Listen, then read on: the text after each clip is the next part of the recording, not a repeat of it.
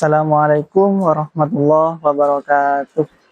Perkenalkan, saya Ahmad Fadeli. Saya adalah guru pendidikan agama Islam di SMPN 3 Besuki, Kabupaten Situbondo.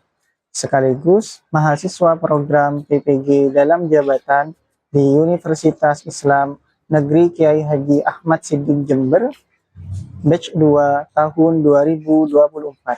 Hari ini, Jumat tanggal 31 Januari 2025, saya akan melaksanakan praktik pembelajaran pendidikan agama Islam dalam rangka uji kinerja PPG dalam jabatan tahun 2024 untuk kelas 8 dengan materi meyakini Nabi dan Rasul Allah menjadi generasi digital yang berkarakter. Mohon maaf jika terdapat kekurangan dan semoga bermanfaat untuk kita semua. Akhirul kalam, wassalamualaikum warahmatullahi wabarakatuh.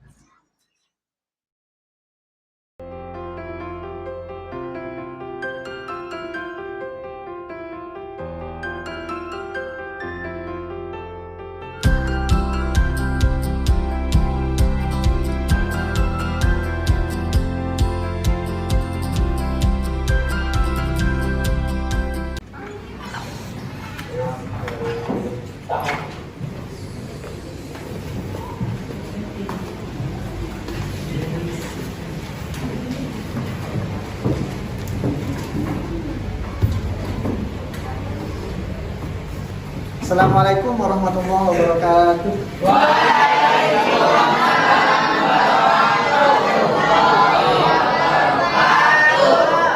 Alhamdulillahirrahmanirrahim. Wassalatu wassalamu ala rasulillah wa ala alihi wa sahbihi wa mawalah. Gimana kabarnya hari ini anak-anak? Baik. Ya, baik. Alhamdulillah. Baik semua ya? Ya. Alhamdulillah kita kembali berjumpa di kegiatan pembelajaran pendidikan agama Islam. Sudah siap mengikuti pelajaran? Siap.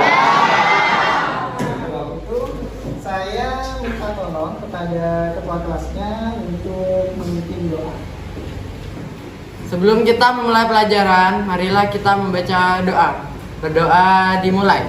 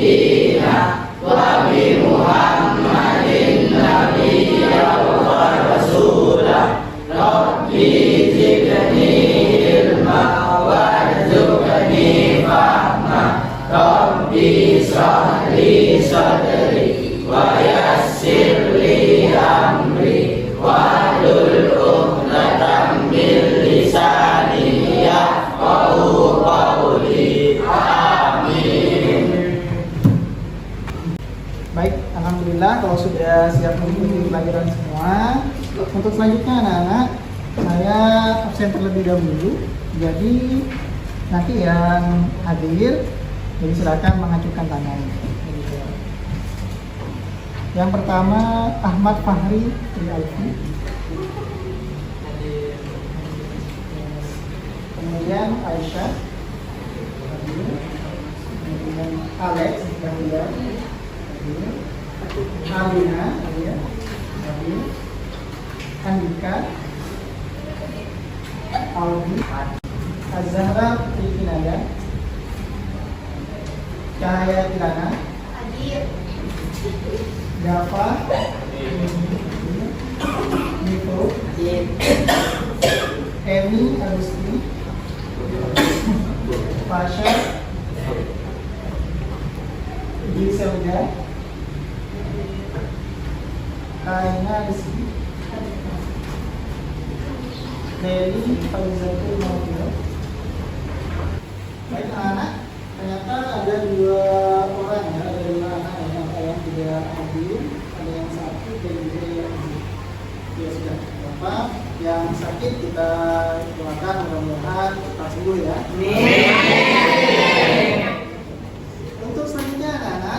seperti biasa, jadi sebelum kita mulai, mari kita sama-sama menyanyikan lagu nasional supaya semakin menumbuhkan kita menjaga air.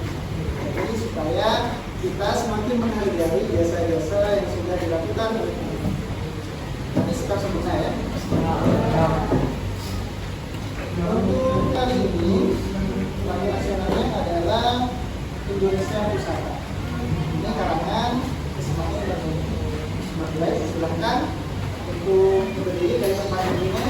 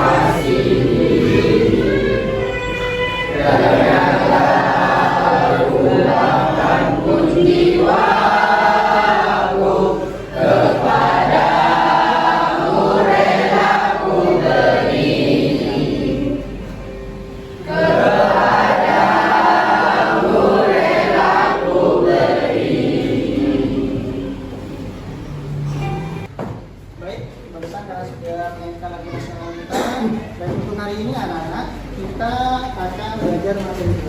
Jadi silakan dibuka bukunya untuk masuk ke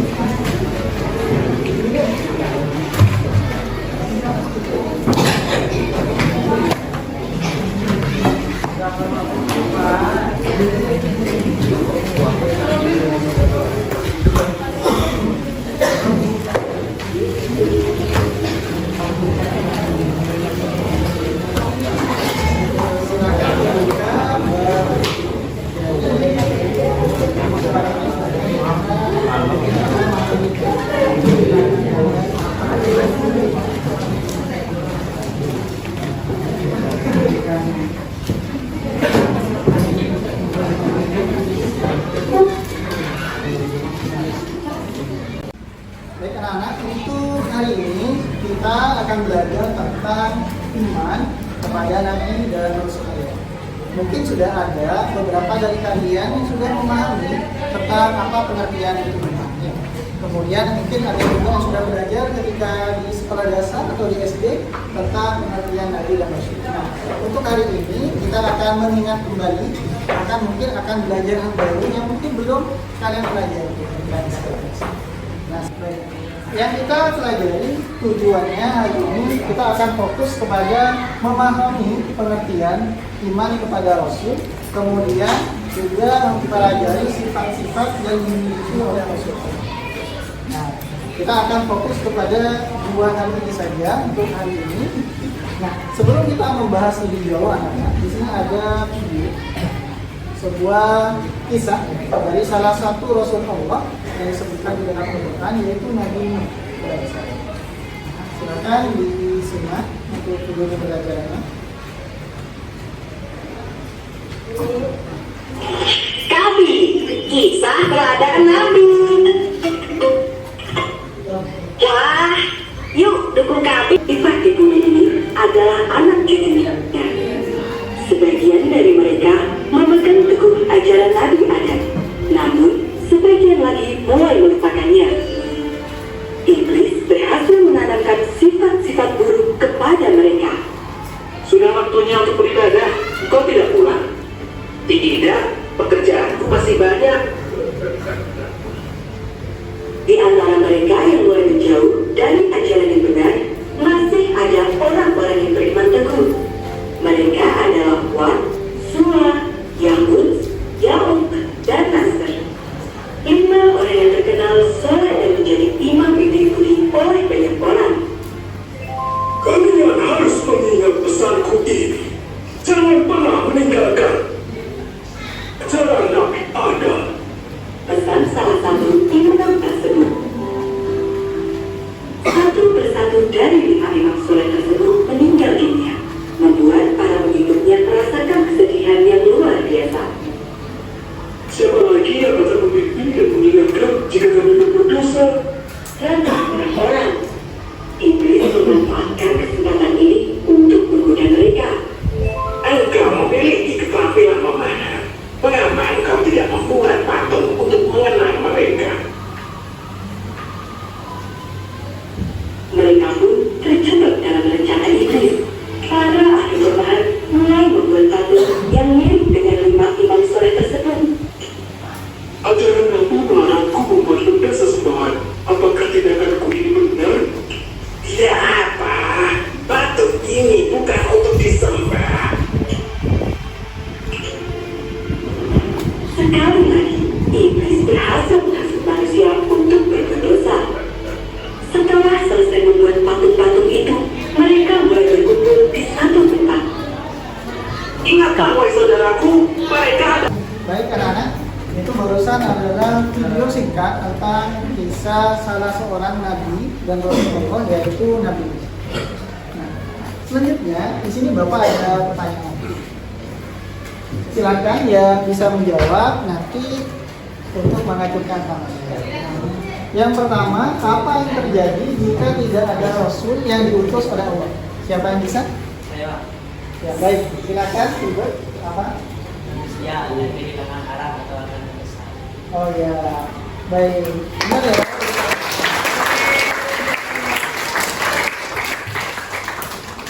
Manusia akan kehilangan arah dan tersesat jika tidak ada Allah. Bahkan mungkin akan kemana-mana ya, tidak ada karena yang jelas dalam hidup.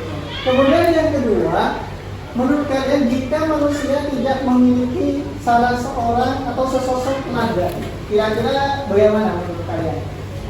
Silakan, ada yang bisa menjawab? Saya Pak, Ya, manusia akan banyak yang memakai narkoba, minum minuman keras, seks bebas, dan mungkin kriminal ada di mana-mana. Oh iya, iya.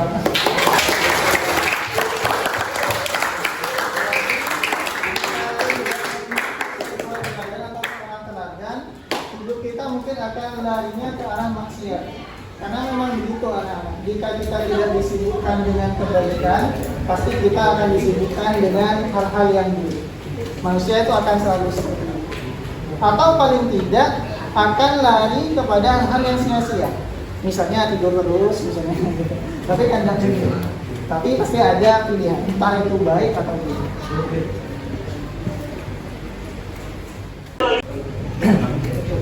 Baik anak-anak, kita langsung saja. Jadi sebelum masuk ke pengertian iman kepada Rasulullah, di sini ada perbedaan yang perlu kalian ketahui. Jadi antara Nabi dan Rasul itu ada perbedaannya. Yang pertama adalah Nabi adalah seseorang yang menerima wahyu untuk dirinya sendiri. Jadi Nabi itu adalah seseorang pilihan, manusia pilihan yang menerima wahyu yang hanya diperuntukkan dirinya sendiri. Jadi Nabi ini tidak memiliki kewajiban untuk menyampaikan wahyu yang didapatkannya kepada umat atau kepada orang, bahkan walaupun itu keluarganya sendiri. Sedangkan Rasul adalah seseorang yang menerima wahyu untuk dirinya dan juga wajib disampaikan kepada umatnya. Nah, selain untuk dirinya sendiri, juga wajib untuk menyampaikan kepada umatnya. Pak, gimana Pak kalau misalnya Rasul ini orangnya jauh dari manusia misalnya? Nah, tetap wajib untuk menyampaikan kepada umat. Nah, jadi Rasul ini sebenarnya secara garis besar adalah seseorang yang menjadi perantara antara dirinya dan juga antara umat atau umat manusia seluruhnya kepada Allah Subhanahu wa Ta'ala. Karena Rasul ini yang memberi pesan-pesan dari Allah Subhanahu wa Ta'ala atau peringatan dari Allah. Nah, selanjutnya adalah iman kepada Nabi dan Rasul. Nah, seperti yang kalian ketahui, iman itu secara bahasa artinya adalah dipercaya atau mempercaya atau meyakini. Nah, maksud dari iman kepada Nabi dan Rasul adalah meyakini bahwa Allah Subhanahu wa Ta'ala telah mengutus Rasulnya untuk menyampaikan wahyu dan petunjuk kepada umat manusia. Nah, ini juga banyak dalilnya anak-anak di dalam Al-Quran. Pak, ada berapa Pak jumlah Nabi dan Rasul? Nah, untuk Nabi sendiri itu sebenarnya ada banyak anak-anak. Jadi ada beberapa ratus ribu sebenarnya. Bahkan di dalam suatu riwayat itu dikatakan jumlahnya itu ada 120. Jadi tidak perlu kalian ketahui semua sebenarnya. Yang wajib kalian ketahui hanya jumlah Rasul. Masih ingat semua kan ya jumlah Rasul yang wajib kita ketahui? Nah, untuk selanjutnya adalah fungsi Rasul. Nah, di sini Allah itu mengutus Rasul kepada kita ada beberapa fungsi atau beberapa hal yang wajib dilakukan oleh Rasul. Yang pertama ialah menyampaikan wahyu. Jadi Rasul itu karena kewajibannya adalah menyampaikan wahyu, jadi beliau itu harus menyampaikan apa saja yang menjadi pesan atau menjadi peringatan yang disampaikan Allah atau diperuntukkan Allah untuk seluruh kita, seluruh umat manusia, untuk kita atau seluruh umat manusia. Kemudian yang kedua adalah menjadi teladan hidup. Nah, jadi ini agak susah ya, karena tidak semua orang bisa menjadi teladan. Makanya Rasul ini adalah manusia pilihan yang baik agar menjadi teladan hidup bagi orang lain atau umat. Kemudian yang ketiga adalah pembimbing umat. Gunanya untuk mengajak manusia ke arah yang benar. Jadi biasanya Rasul itu diutus oleh Allah setelah terjadi kemungkaran yang banyak di permukaan bumi atau terhadap apa yang terjadi dilakukan umat-umat tertentu. Kemudian yang keempat adalah memberikan kabar gembira berupa janji surga bagi orang yang beriman dan beramal saleh. Jadi ada rewardnya atau ada hadiahnya. Barang siapa yang ikut kepada ajaran Rasul maka akan mendapatkan balasan berupa surga. Kemudian juga tugas yang terakhir mengingatkan azab bahwa siapa yang mengingkari ajaran yang dibawa oleh Rasulullah itu akan mendapatkan balasan berupa neraka atau azab. Nah, mungkin kalian sudah tahu ya dari kisah beberapa Rasul, bahkan seperti yang tadi dipaparkan video. Siapa yang tidak ikut kepada dakwahnya yang dilakukan Nabi ini, maka ditenggelamkan. Itu salah satu contoh bahwa barang siapa yang ingkar atau tidak mengikuti ajaran Rasul, maka Allah akan membalasnya dengan azab. Bahkan mungkin di akhirat nanti pasti akan dimasukkan ke dalam neraka dan disiksa. Karena kita sudah belajar tentang pengertian apa itu iman kepada Nabi dan Rasul, kemudian jumlah-jumlah Nabi dan Rasul, dan 25 yang wajib kita ketahui. Untuk selanjutnya anak-anak, ini merupakan tugas untuk kalian. Jadi kalian akan mengerjakan tugas. Nah, untuk tugasnya seperti yang sudah saya sampaikan di pertemuan yang lalu. Jadi ada 2 macam tugas dan dikerjakan berdasarkan kelompok yang sudah kita bentuk di pertemuan sebelumnya. Mungkin ada yang agak lupa, jadi saya ingatkan lagi. Jadi untuk kelompok 1 sampai 4 itu silakan membuat mind map menggunakan aplikasi Canva, yaitu tentang sifat-sifat yang wajib bagi Allah. Jadi untuk yang kelompok pertama membuat mind map seperti ini contohnya. Jadi membuat mind map. Jadi silakan kalian desain sendiri seperti apa. Mungkin kalian punya ide yang menarik, silakan. Jadi yang pertama adalah sifat bagi Rasulullah. Kemudian kelompok kedua membuat mind map tentang sifat mustahil. Kemudian yang ketiga adalah sifat jatis bagi Rasulullah, tapi ditambah dengan manfaatnya beriman kepada Rasulullah. Sedangkan untuk kelompok 5 sampai kelompok 8 itu silakan membuat narasi atau cerita singkat tentang Rasul yang paling kalian ketahui. Jadi kan ada 25. Jadi silakan kalian narasikan di buku tulis kalian ceritakan secara singkat saja dan alasan kenapa kalian menuliskan kisah Rasul ini. Bisa ya? Bisa. Ada pertanyaan? Sudah, kalau begitu silakan untuk masing-masing menyebut dengan kelompoknya dan mulai mengerjakan. Silakan menunjukkan ya. Silakan menunjukkan.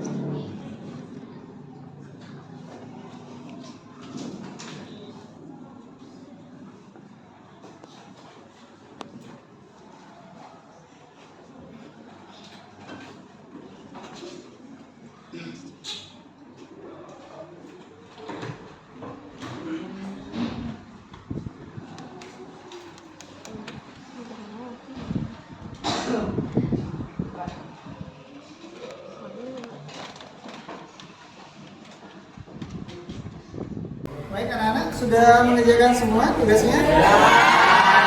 Ya, baik. Kalau begitu, karena tugasnya ada 2 macam, jadi untuk yang presentasi nanti dibagi dan bergantian. Jadi yang presentasi yang pertama mungkin kelompok 1 yang membuat slide atau membuat mind map. Kemudian untuk yang lainnya silakan dikumpulkan untuk dinilai. Dan bagi yang membuat mind map silakan untuk mempresentasikan hasil dari karya kalian. Baik anak-anak, sesuai urutan. Jadi yang akan mempresentasikan yang pertama kali dimulai dari kelompok 1. Silakan kelompok 1 perwakilannya saja untuk maju ke depan dan mempresentasikan. Ya, berikan aplaus untuk kelompok 1.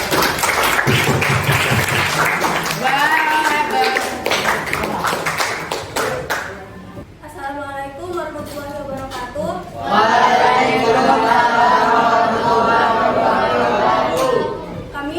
Kami perwakilan dari kelompok 1 akan mempresentasikan tentang sifat-sifat yang wajib bagi Rasul. Sifat-sifat wajib bagi Rasul terbagi menjadi 4. Yang pertama siddiq, yang kedua amanah, yang ketiga tabligh, dan yang keempat fatal. Siddiq itu benar, artinya Rasul selalu berkata jujur. Amanah itu dipercaya, artinya Rasul selalu berbicara yang sejujurnya dan tidak berbohong sehingga dapat dipercaya. Fatonah artinya bijaksana, artinya itu Rasul menjadi penengah jika ada konflik atau masalah. Yang terakhir ada tabligh artinya menyampaikan. Rasul itu menyampaikan wahyu yang didapat dari Allah lalu disampaikan kepada umatnya. Ada yang ingin ditanyakan?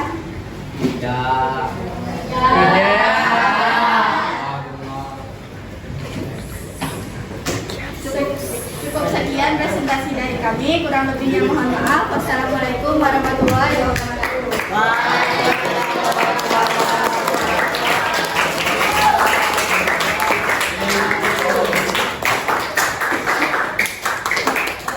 Baik anak-anak, karena sudah selesai untuk melakukan presentasi semua dan baik, jadi yang sudah melakukan presentasi dan membuat mind map, silakan mind mapnya dikirimkan ke email saya di sini ya.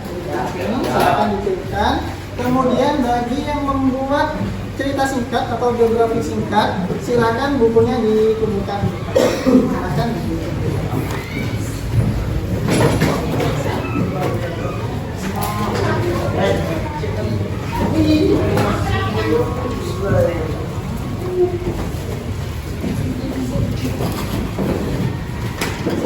Terima kasih. Baik anak-anak, untuk terakhir yaitu kita hari ini sudah belajar bahwasanya iman kepada Rasul itu artinya meyakini bahwa Allah itu mengutus Rasulnya. Itu yang barusan kalian pelajari. Kemudian yang kedua adalah sifat-sifat yang dimiliki oleh Rasul. Sudah paham semua ya? Nah, untuk pematerian atau di pertemuan selanjutnya kita akan membahas tentang apa itu ulul azmi, pengertian ulul azmi, kemudian siapa saja rasul-rasul yang termasuk ulul azmi.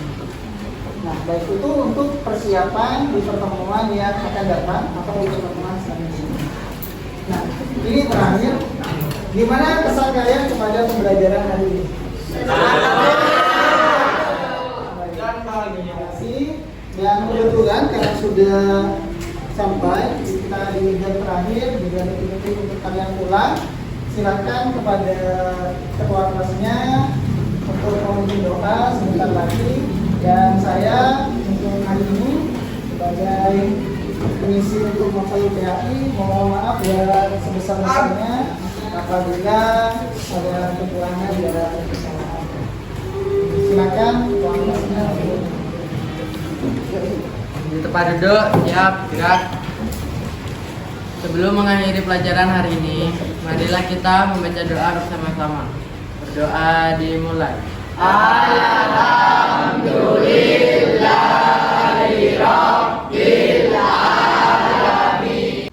Sudah baik anak-anak, itu saja untuk pertemuan kali ini dan kurang lebihnya mohon maaf dan selalu ingat bahwa kita itu yang ada di sini membawa harapan orang tua. Jadi ingat bahwa di rumah itu ada orang tua kalian yang sering mendoakan kalian. Jadi saya harap kalian tetap semangat dalam belajar. Dan akhir kalam, assalamualaikum warahmatullahi wabarakatuh.